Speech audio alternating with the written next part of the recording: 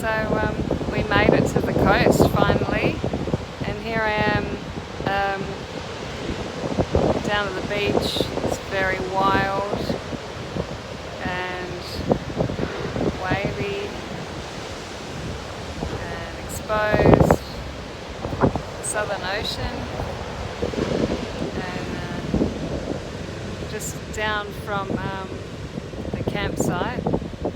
There's no swimming here, it's a bit too rough and dangerous. So let's see, which is a bit of a pity because we worked up a big sweat today. It would be nice to have a bit of a swim. Here's some of the wild there, over there, the wild waves.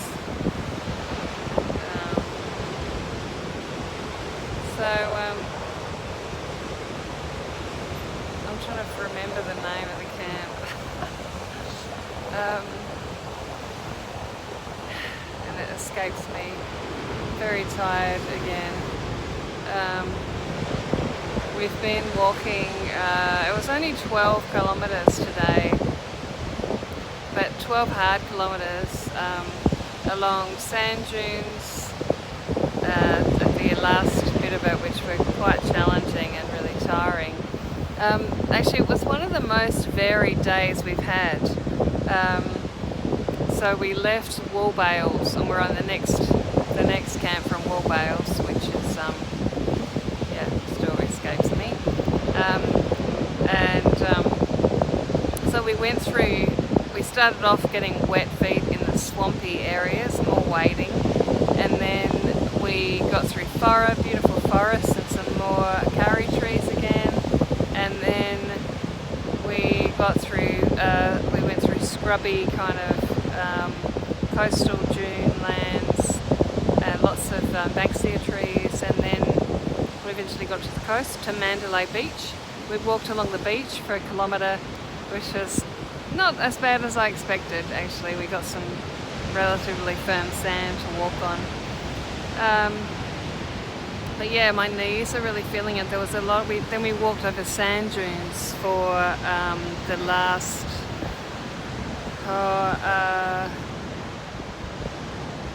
7 kilometres, I think. No, it was more. I can't remember. But it was a long way in sand and up and down sand dunes and some steps that were like retaining walls in the sand. And that was super tough on my knees, especially coming down. And I'm really feeling it now on my knees. So it was pretty, it was a big day. Even though it was only 12 kilometres, it's misleading. I'm going to capture some of these amazing waves that I'm seeing. And tomorrow is another short day. It's only 10 kilometres, but it's again along sand dunes at the beginning, and then there's a big climb, almost vertical on the map, on the contour map, and then more sand dunes, and then the end of the day there's a massive vertical climb. One of the biggest, I think maybe one of the biggest ones we've had, right at the end of the day, and so I'm really not looking forward to that with my knees, although going up is better for me. So we'll see how I go, but Tony is on standby. And we've decided to double hut tomorrow, so we're not staying at Mount Clare. Oh, it's Mount Clare we'll be climbing. We're not going to stay there. We're going to go on to Walpole for the night and stay in some accommodation where we can wash some clothes and have some luxury, a comfortable bed and a pub meal hopefully. So I'll be in the youth hostel.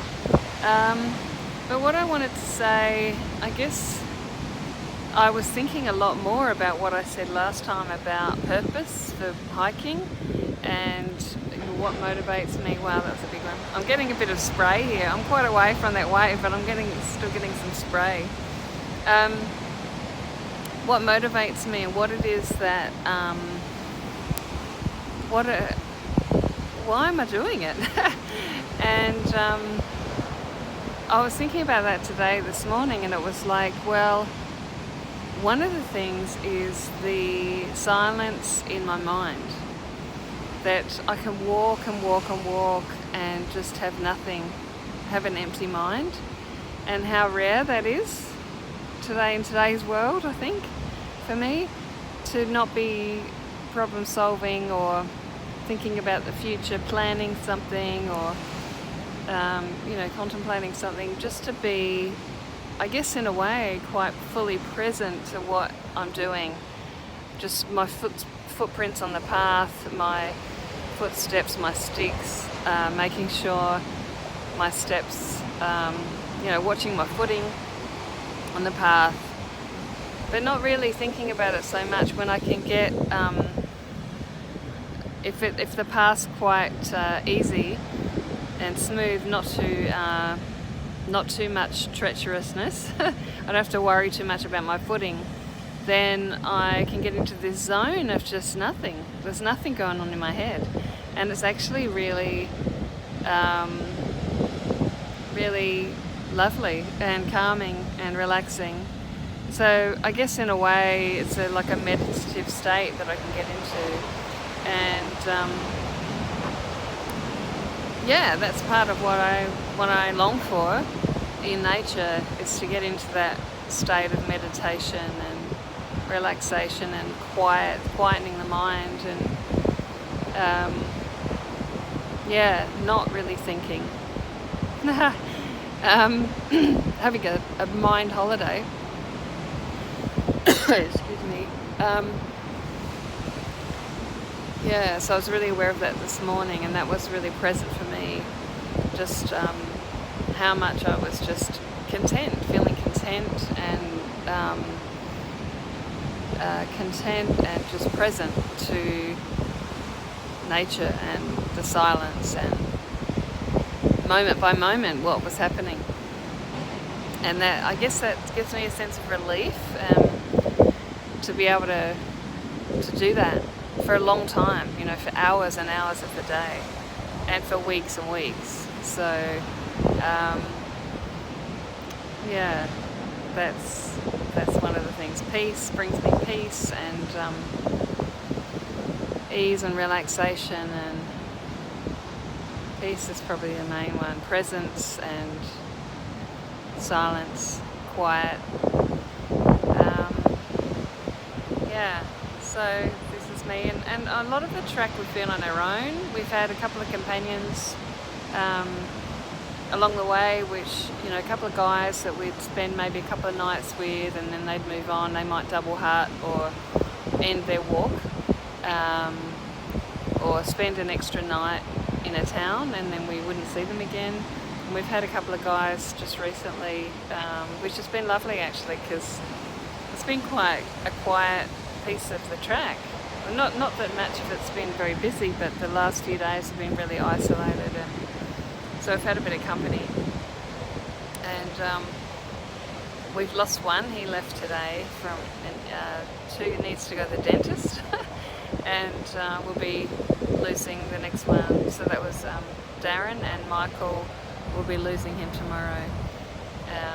So it'll just be Frank and I again for a while until we meet someone else. So that's part of the trail, is who you meet on the trail. That's about it really. Pretty wild. And this is 1 kilometre from the camp, and I think it's Long Point actually. I think that's the name of the camp. And I was hoping to come for a swim. I think I said that, but it's very wild, and probably very cold. So I'm going to head back and just settle in for the night. Really, it's near. By the time I get back to camp, it'll be probably about 6 o'clock, I think. So yeah.